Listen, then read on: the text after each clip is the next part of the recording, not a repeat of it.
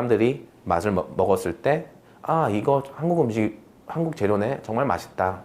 라는 느낌. 한국의 앞잡이, 맛대가리 없는 한식 갖다 버려라! 여기 일본의 수많은 사람들이 한 식당 앞에서 한국을 욕하고 있습니다. 그런데 놀랍게도 이곳의 셰프는 바로 흑백 요리사 안성재 셰프의 제자라고 하는데요. 를 꿈꾸는 청춘들에게 큰 기감이 되고 있다. 우리 어머니, 아버지 음식을 만들어준다라는 어떤 그런 생각을 가지고 음식을 만들면 얼마만의 정성을 자기가 넣겠어요. 정성이 습관이 되고 습관을 가지다 보면은 그거를 사람들이 알게 되고 그러다 보면은 그만큼의 자기만의 성장을 하는 거고. 대체 무슨 일이 일어난 걸까요?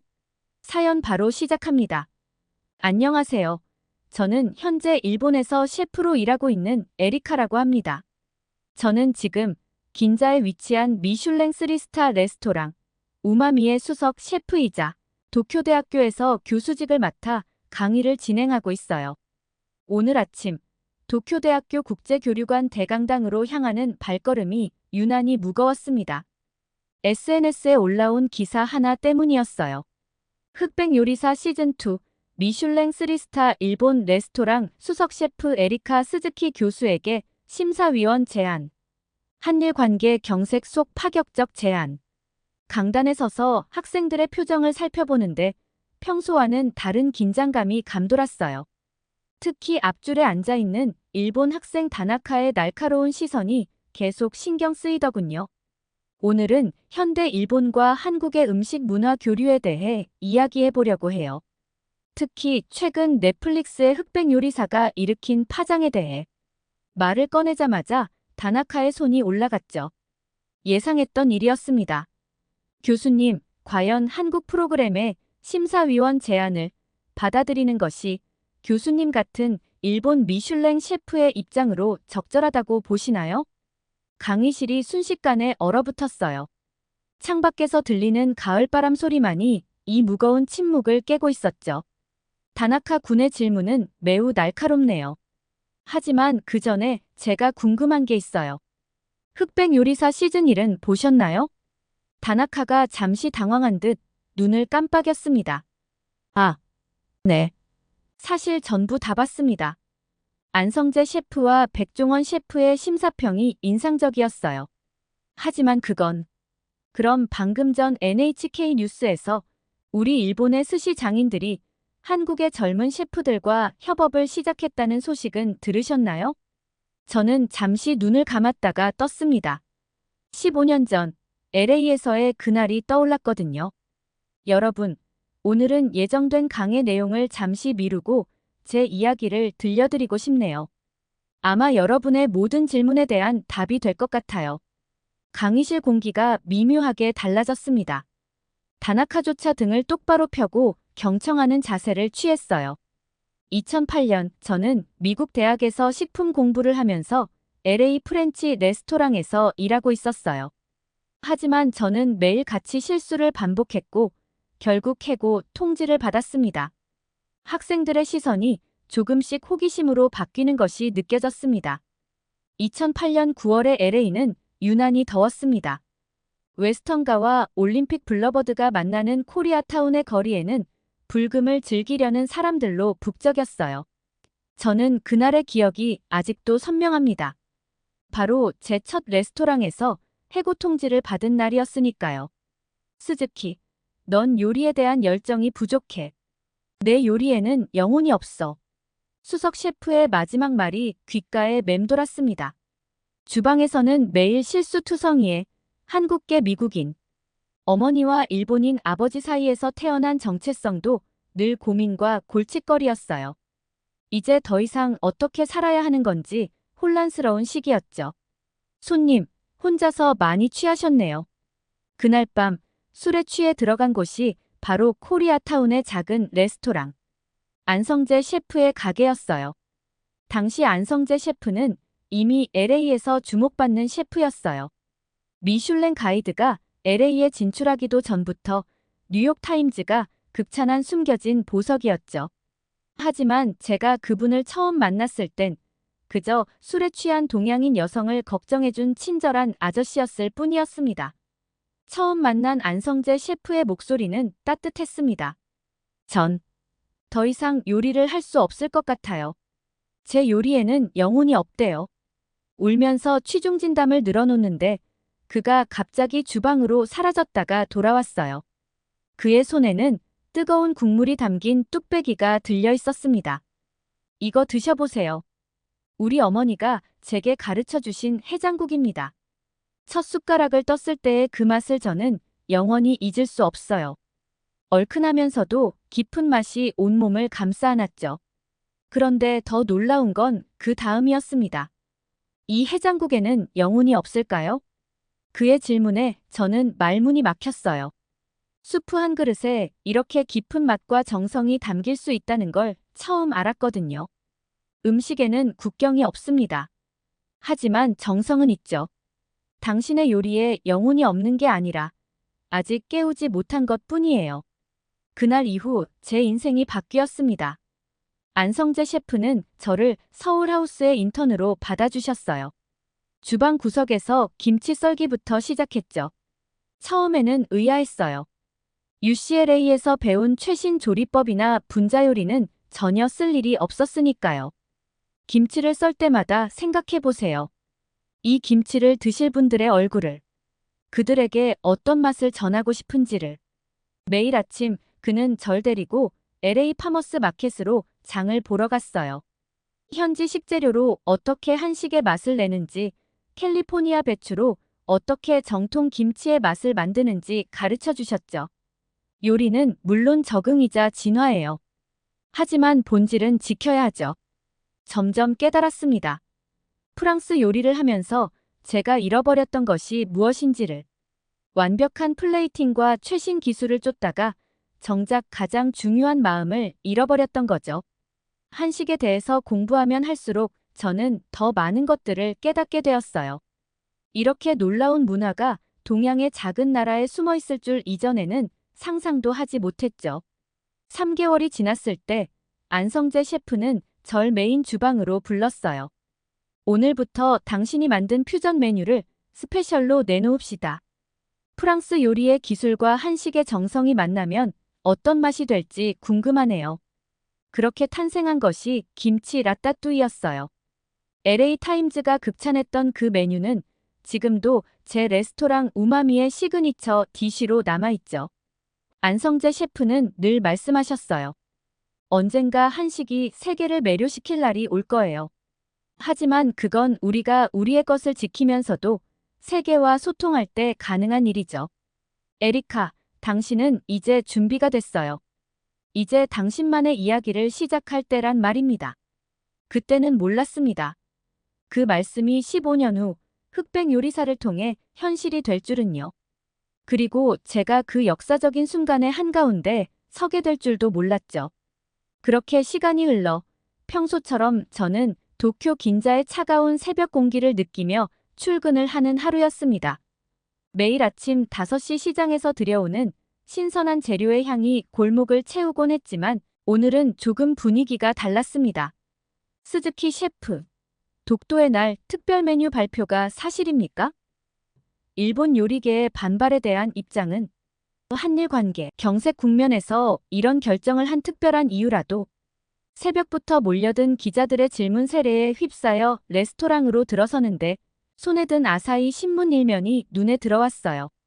도쿄 최고의 일식당, 이번엔 한국 홍보관으로 미슐랭 3스타 우마미의 위험한 도전. 한숨이 절로 나왔습니다. 하지만 이건 시작에 불과했죠. 사무실에 도착하자마자 쏟아지는 전화들. 일본 최고 요리학교인 츠지 조리사 전문학교의 모리 이사장님도, 도쿄대학교 식문화연구소의 다나카 소장님도, 심지어 긴자 상인연합회 회장님까지 모두가 같은 말씀을 하셨어요. 에리카 씨, 당신을 늘 자랑스럽게 생각했소. 하지만 이번만큼은 특히 저를 아끼시던 모리 이사장님의 목소리가 가장 아프게 들렸습니다. 요리의 정치를 끌어들이면 안 돼요. 더구나 당신은 일본의 미슐랭 3스타 셰프가 아니오.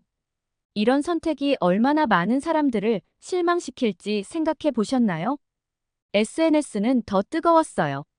우마미 불매운동 해시태그가 일본 트위터 실시간 트렌드 1위에 올랐고 저희 레스토랑 예약 페이지에는 악성 댓글이 본물처럼 쏟아졌죠.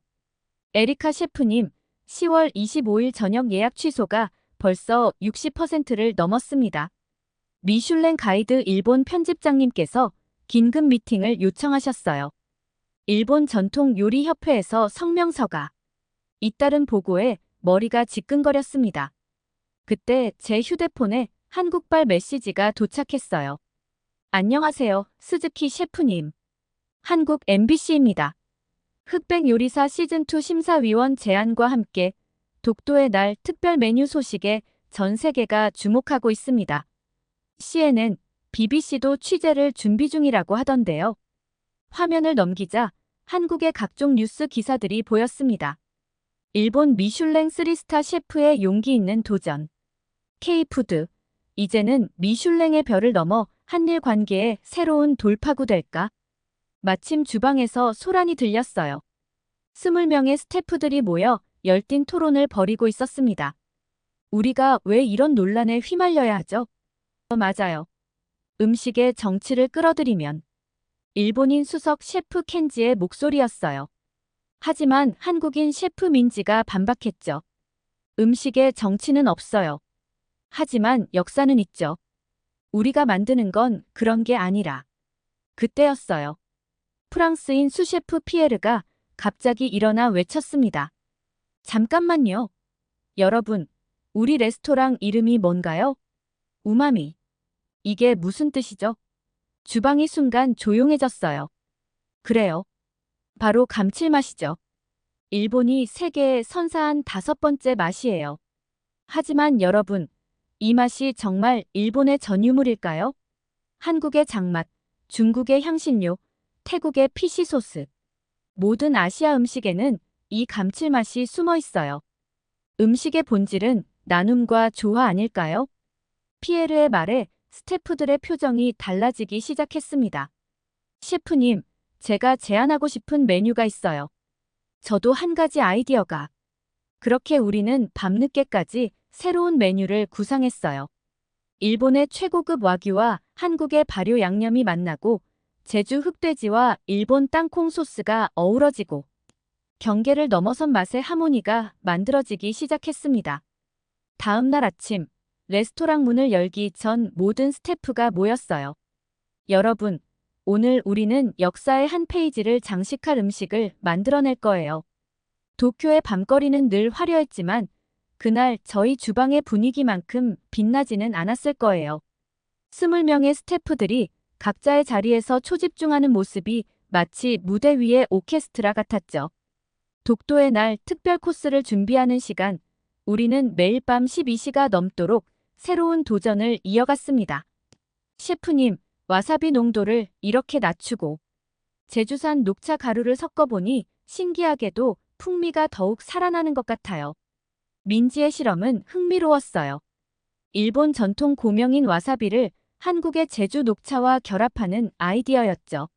처음에는 다들 미심쩍어했지만 맛을 본 순간 모두가 고개를 끄덕였습니다.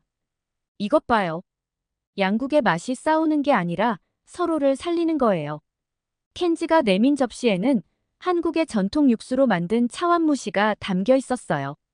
일본의 대표적인 달걀찜 요리인 차완무시를 한국의 맑은 육수로 재해석한 거죠. 음식은 결국 사람의 마음을 담는 그릇이에요. 우리가 서로를 이해하려 노력하는 마음이 이렇게 새로운 맛을 만들어내는 거죠. 스태프들과 이야기를 나누다 문득 떠올랐습니다. 현대 일본 요리의 상징이라 불리는 스시가 사실은 한반도를 통해 전래된 것이라는 역사적 사실을요. 음식의 역사는 그 자체로 문화 교류의 역사였던 거죠. 여러분, 우리가 준비하는 이 코스 요리의 의미가 뭘까요? 주방이 조용해졌어요. 피에르가 먼저 입을 열었습니다. 평화. 아닐까요? 음식은 전쟁을 모르니까요. 맛있는 음식 앞에서는 모든 사람이 평등해지고 모든 갈등이 잠시 멈추잖아요. 그의 말에 깊이 공감했어요. 특히 다음 날 아침, 레스토랑에 날아온 한 일본 노신사의 편지를 받고 나서는 더욱 그랬습니다. 저는 히로시마에서 온 88세 노인입니다. 6.25 전쟁 때 한국에서 받은 도움을 잊지 못해 매년 한국에 성금을 보내고 있지요. 스즈키 셰프님의 도전을 진심으로 응원합니다. 음식만큼 사람의 마음을 따뜻하게 녹이는 것은 없으니까요. 편지를 읽는 제 눈가가 촉촉해졌어요. 그래요. 이게 바로 우리가 하려는 일이었습니다. 우마미의 독도의 날 특별 코스는 총 8개의 디시로 구성됐어요. 각 요리에는 특별한 이름을 붙였죠. 평화의 시작, 제주 흑돼지와 일본 와규의 콜라보레이션. 함께 숨쉬는 바다, 독도 근해 물고기와 스시마 해초의 맑은 국.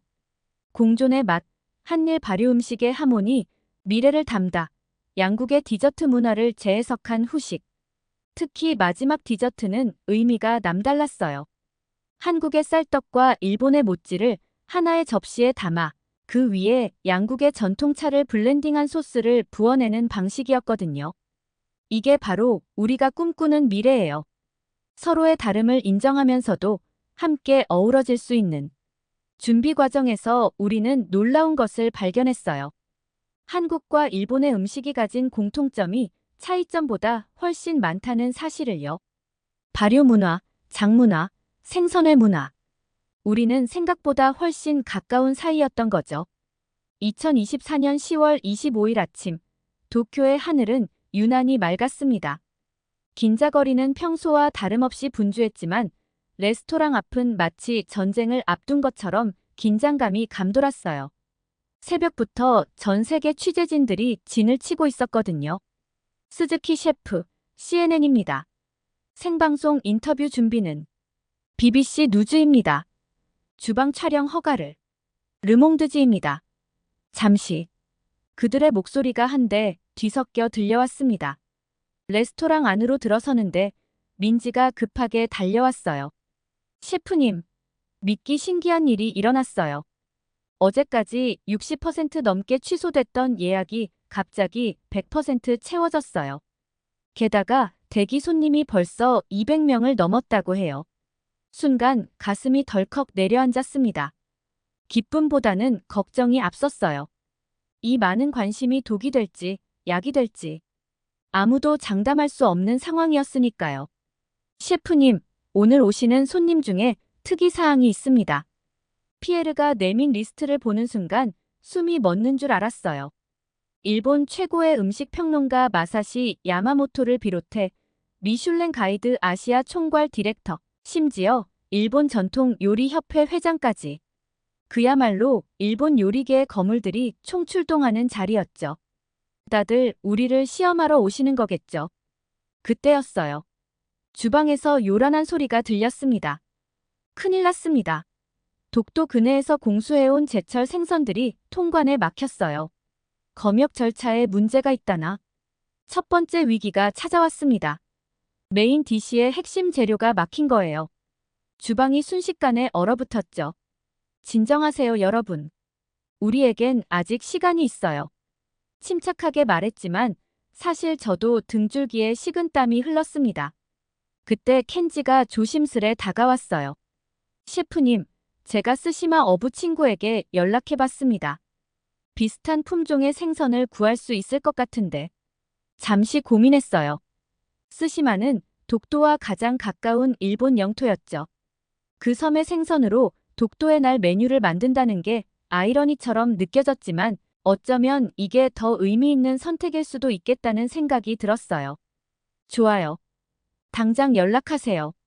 그리고 메뉴 설명을 수정하겠습니다. 독도와 스시마, 바다가 이어주는 평화의 맛으로요. 그런데 이게 시작이었습니다. 두 번째 위기가 곧바로 찾아왔어요. 특제 소스의 숙성도가 평소와 다르다는 보고였죠. 날씨의 영향이었을까요? 평소보다 발효가 더디게 진행된 것 같았어요. 시계는 어느덧 오전 10시를 가리키고 있었습니다. 저녁 6시 오픈까지 8시간. 우리에게 남은 시간은 점점 줄어들고 있었죠.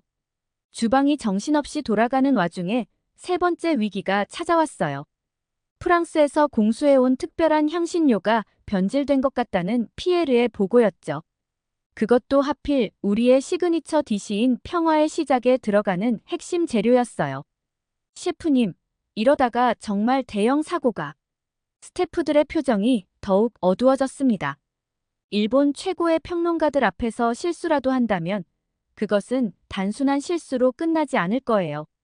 분명 정치적 해석이 뒤따를 테고 우리의 도전은 실패로 기록될 게 뻔했죠. 잠깐만요.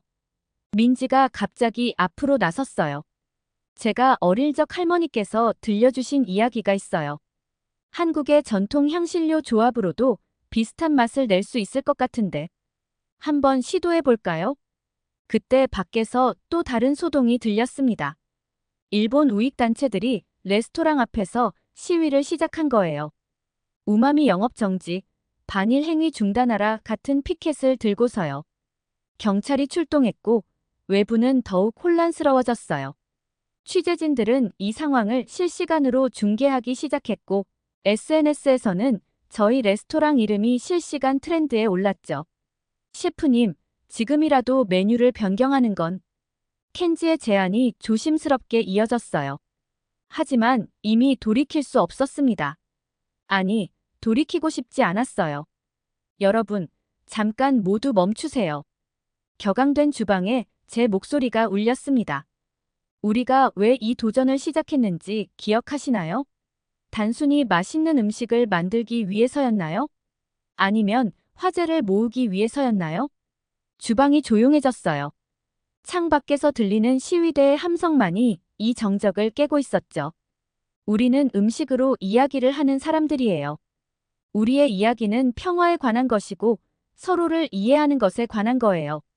지금 이 순간 우리에게 필요한 건 서로를 향한 신뢰와 이해뿐이에요.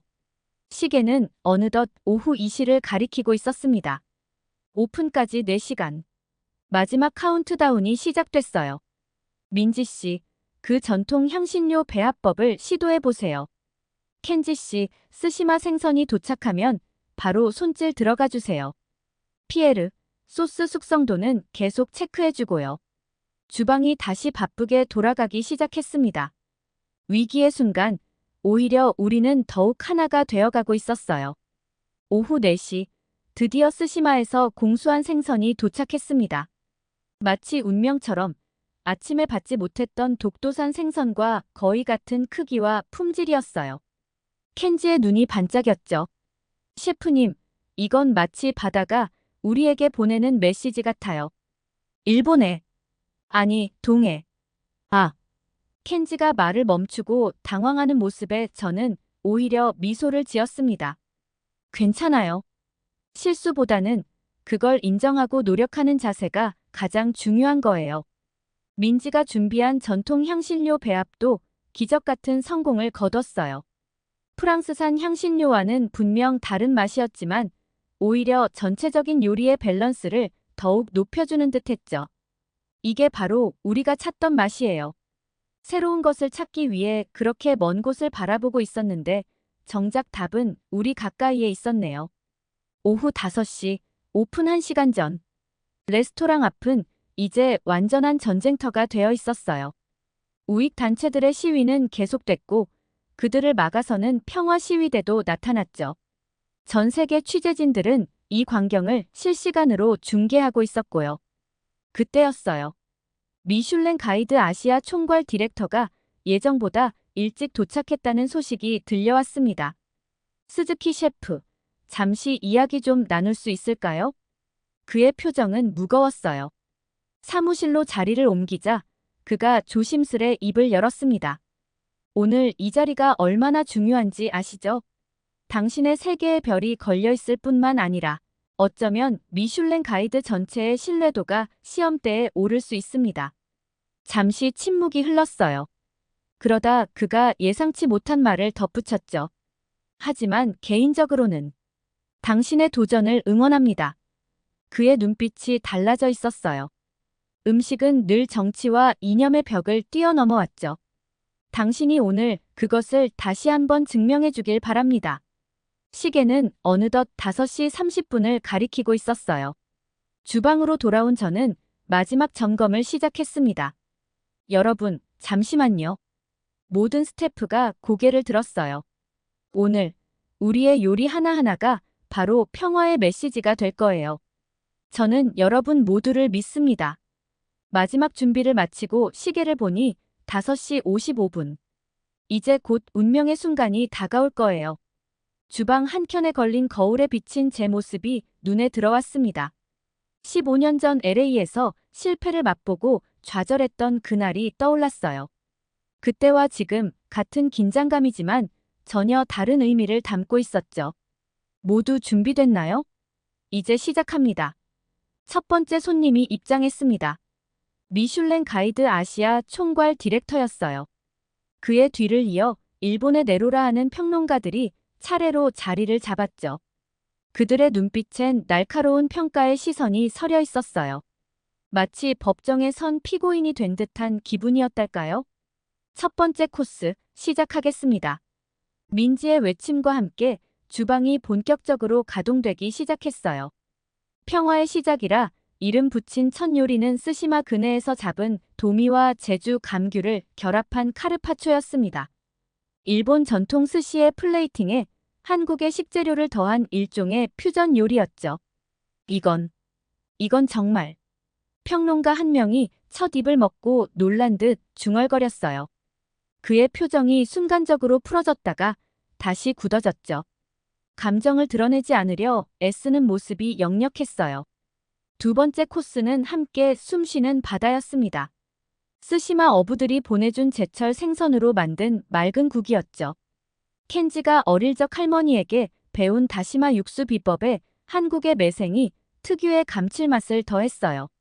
이 맛은 마치 양국의 바다가 하나로 어우러진 듯 하네요.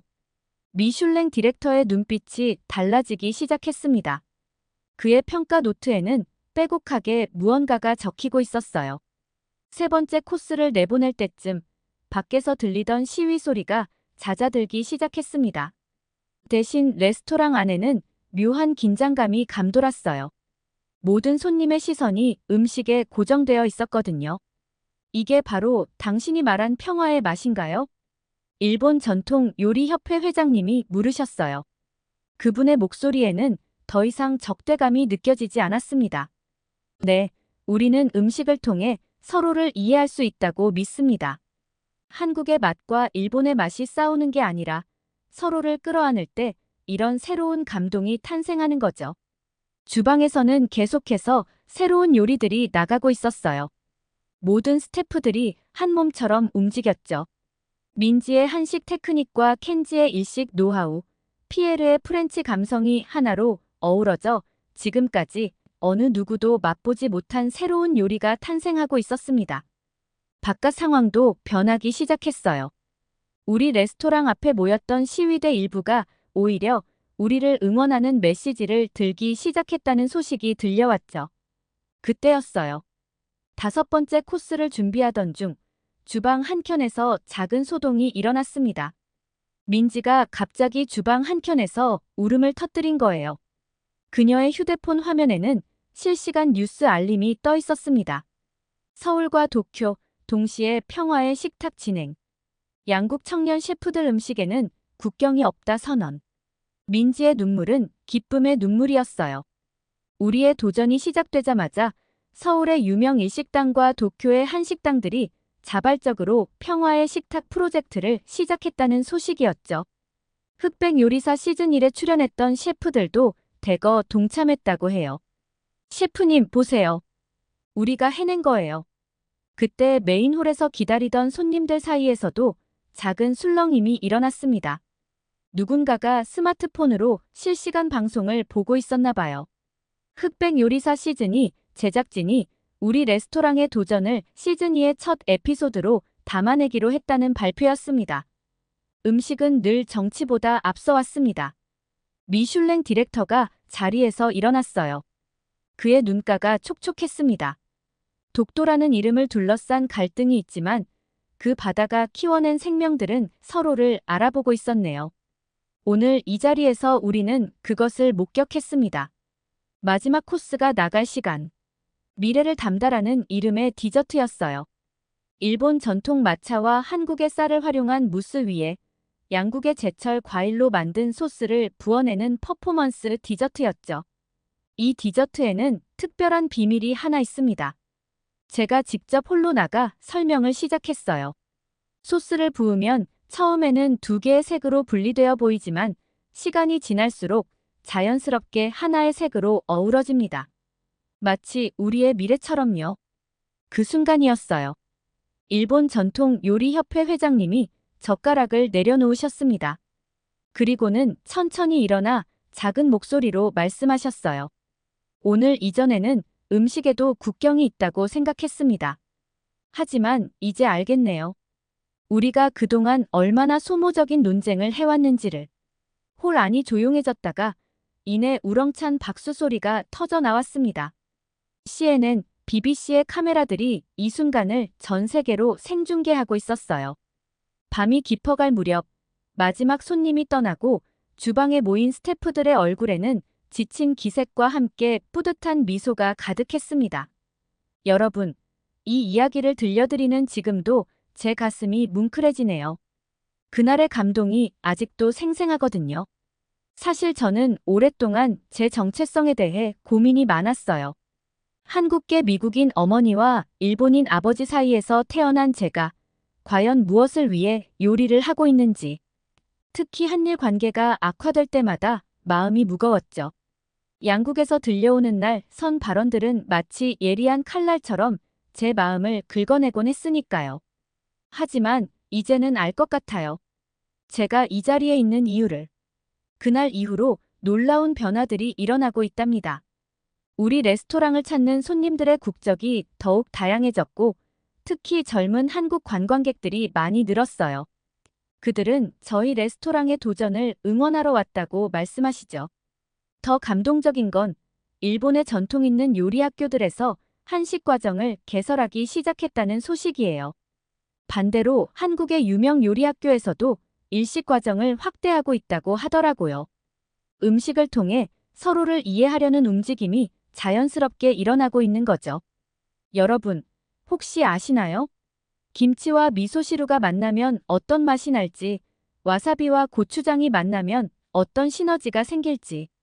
우리가 서로의 맛을 이해하고 존중할 때, 그때 비로소 새로운 역사가 시작된다는 걸 말이에요. 오늘 저는 여러분들께 정말 감사하다는 말씀을 드리고 싶어요. 한국과 흑백 요리사, 그리고 무엇보다 안성재 셰프님 덕분에 저는 몇 번이나 새로운 시작을 할 수 있었어요. 지금 이 순간에도 도쿄 긴자의 작은 레스토랑에서는 한국인, 일본인, 프랑스인 셰프들이 함께 새로운 요리를 연구하고 있답니다. 그들의 국적은 다르지만 맛있는 음식을 만들겠다는 열정만큼은 하나예요. 이렇게 저는 스승의 나라인 한국을 위해 독도 이날 기념 음식을 성공적으로 런칭할 수 있었고 앞으로 저의 정체성을 어떻게 고민해 나가야 하는지도 배울 수 있었어요. 이건 전부 여러분 덕분이라고 해도 과언이 아니에요. 앞으로도 저는 일본에서 한식을 이용한 여러 레시피를 선보일 거예요. 더 많은 사람들이 한식의 대단함과 평화의 소중함을 깨달을 때까지 말이에요. 오늘 저의 긴 이야기를 들어주셔서 정말 감사합니다. 여러분의 식탁에도 작은 평화가 꽃피길 기도하면서 이만 글을 마칠게요. 여러분, 오늘 사연 재밌게 잘 들으셨나요? 오늘의 주인공 에리카가 과연 앞으로 어떤 한식 요리를 선보일지 저도 기대가 되네요. 하버드 코리아는 오늘 같은 감동적인 사연을 항상 기다리고 있습니다. 행운을 부르는 구독과 좋아요 한 번씩 눌러주시면 감사하겠습니다. 오늘 영상 시청해주셔서 감사합니다.